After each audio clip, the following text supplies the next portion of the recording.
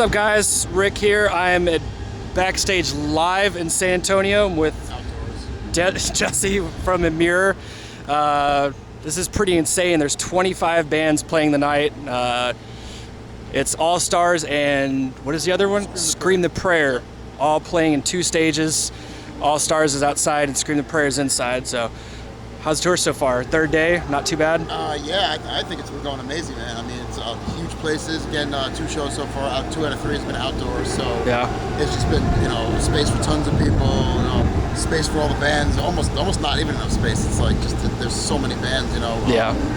But it's been awesome. There's so many bands on this tour that we've toured with already, or we're friends with. So that's really crucial. That's really cool for hanging out and just killing the time. Well, extended summer vacation. Yeah, it is. It is. I mean, we play at like anywhere from 9:30 to 10:30. So it's it's cool. People stick around. It's difficult. It's a long day. So yeah. It's a long summer festival, man. It's great. I'm having a blast day 3 so far. Feeling these brutal Texas summers. Yeah, definitely. The Warped Tour definitely got us up to par. That was the most brutal thing. Yeah. I'd say so. Nice. Okay. Speaker of the Dead's been out for a little while. Tell me a little bit about that. How did that come about? Like, what is, I guess, the concept or theme maybe behind Speaker of the Dead? That's more like a Frankie's question. Like he'll write all the lyrics and arrange parts of me. I'll write music. The band will all write music together. But I mean, the whole vibe on it is a little more like it's not. I guess it's not really like like people would say like oh fuck you. I hate my hate my girlfriend. Hate my ex-girlfriend. Whining.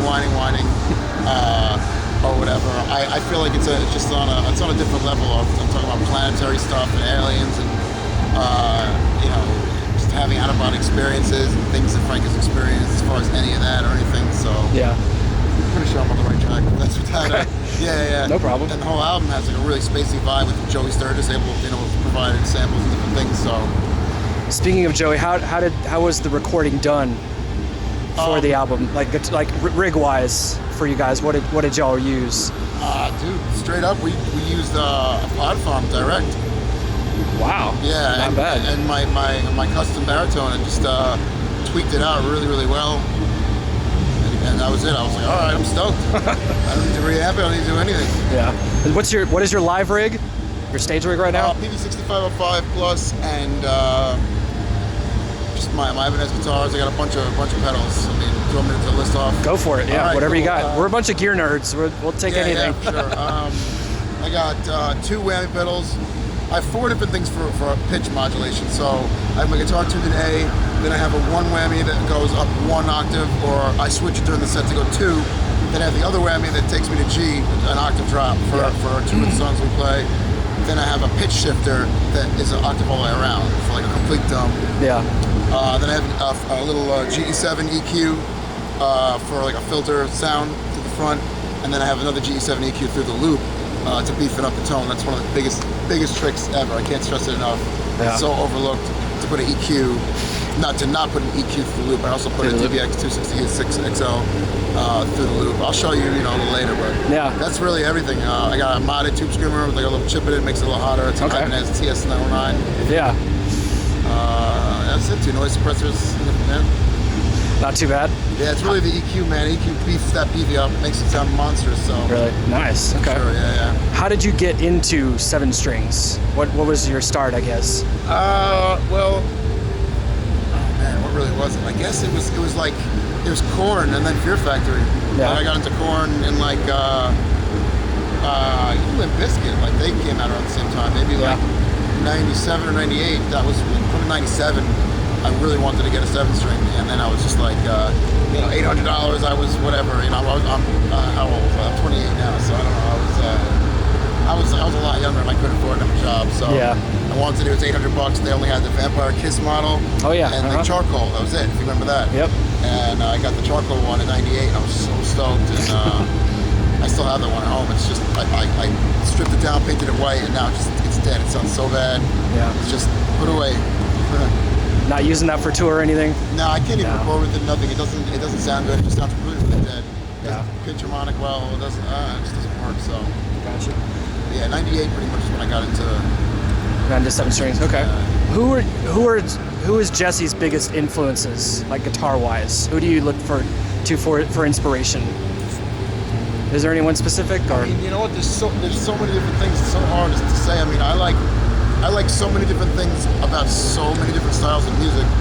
I mean, I'll sometimes be listening to I'll listen to a lot of hip hop. I'll listen to hip hop, hanging out, whatever, and I feel a vibe, and then off of what I'm listening to, I think of something, and I hum it into my phone, and then that's it. That can be the next big riff for the next album. It's just, it's all on the mood I have, the vibe, and basically, yeah, it's just whatever I get. You know, a little bit. I'm not the type of person like, oh, I hate punk, I hate country, I hate this. Yeah. I don't hate anything. You know, if there's something in that music that I think is pretty neat, you know, I'm feeling it. You know, it's inspirational. As far as to what we do and what we record, it's just more of like really heavy, just negative sounding.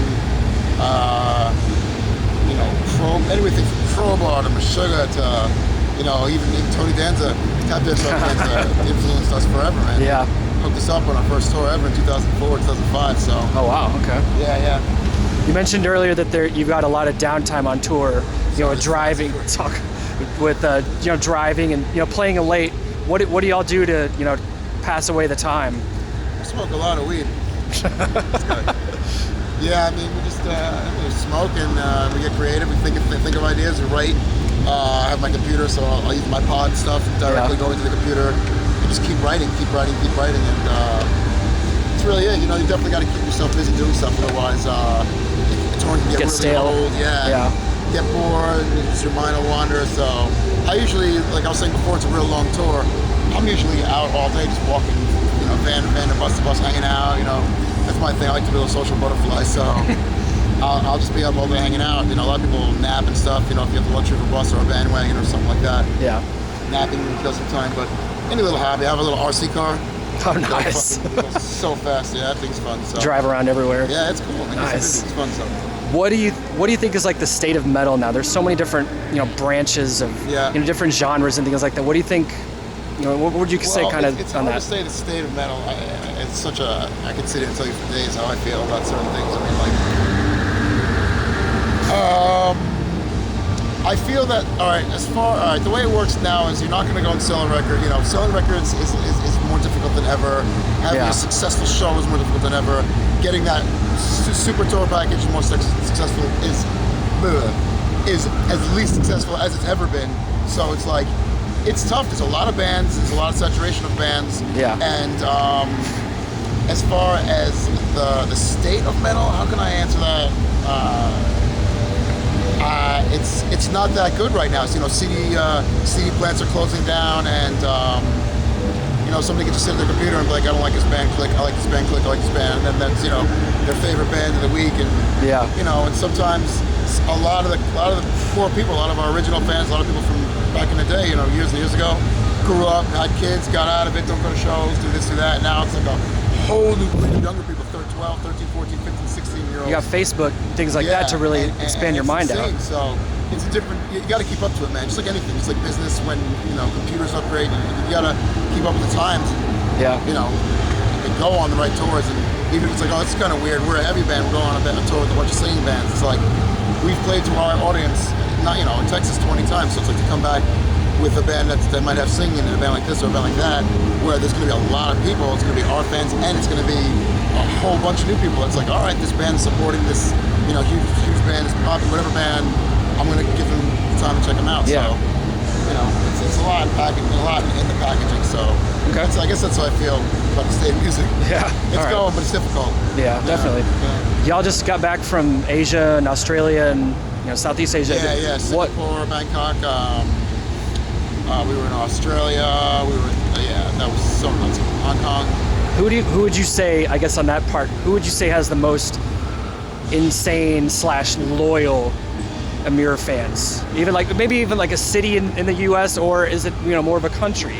You know, is it somewhere outside? Overseas, they're a little more loyal. Every fan is loyal in a certain respect, in a certain margin on it, of course. But like overseas, you go there, it's like we go to a venue that, you know, we played 160 kids, but it's like every one of them want a photo. They all buy merch. It's ridiculous. Yeah. Like, it's like, whoa, like they are really there, and they are really, really big fans. So. Okay. Is there a band that you haven't toured yet that you would really like to be out on the road with? really. You guys have been around for so long. It's like you've toured with practically everyone. Yeah. Pretty much. I would say the Deftones and Meshuggah. Yeah. Would that be like a couple bands to be on your ultimate tour? Yeah, if you absolutely. could pick your own. It's hard. It's like close, but it's so far away. You know, there's a lot of bands, a lot of actions, a lot of politics to it. So I mean, I just hope one day the Luck of the Draw comes out and we could, you know, do something like that. Or I'm sure there's other bands that can't even think of that. I'm like, whoa, yeah, let's do that. You know, but off the top of my head, definitely. If Jesse Ketive could put together a super group that you would play guitar for, who would it be? Super group. You get to pick a singer, another guitar player, bassist, and drummer. Who would it be? Who would you pick? Damn. Y'all go on in a couple hours, so you got time. Yeah, I can sit here for right now. Super group. I'd want to see Van Halen on the guitar play with who on the drums. There's a lot of good drummers. Oh yeah. I can't even know, man. Thomas Hawk? Yeah, of course, he's really, really, really good. Van Halen with Tom Tuck. That's a good startup. That's not bad. Les Claypool on the bass. Making some noise. Oh yeah. Really great. And I'm singing. I like a lot of different vocalists. I don't know.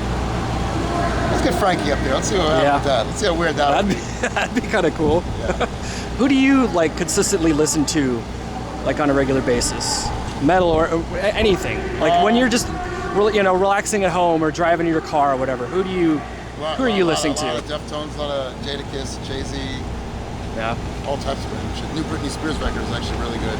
I know it might sound ridiculous and hilarious, but I never was really a fan of her at all. And I heard it and I was like, damn, it's put together well. It's like, you can't, like I was telling you, you can't hate something that sounds good. It's catchy. I think it's pretty good, even though it's way off topic.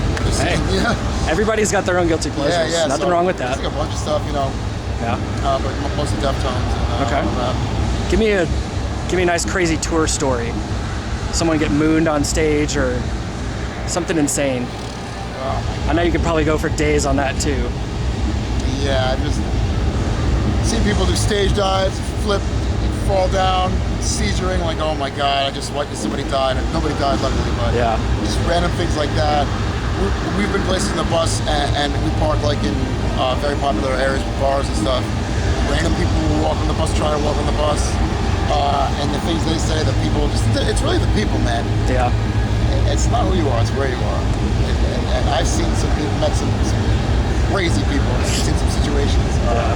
We were in Vancouver on Hastings Street, and that's like the worst. Like drugs are like legal in that area or something because the drugs use is so bad, the violence is so bad, they just would rather let it go and have clinics to give out methadone, this and that.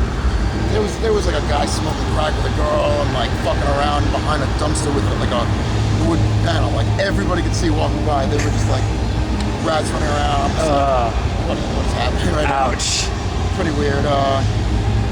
Overseas stuff is cool, you know, just not seeing anything in English, not being able to speak, and just walk in and point. And, you know? I want that.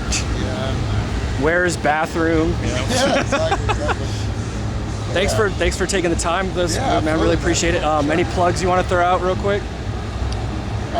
Definitely just want to say thank you to you guys and everybody else. Everybody's coming to the shows. Everybody that's going to get the RGD. That's really, really cool. And hopefully we'll do another interview soon enough and keep the albums pumping and just keep the touring going. You go know? buy Speak of the Dead. Please go buy it. Do it now. Thanks a lot, Jesse. Yes, thank you very much. Cool.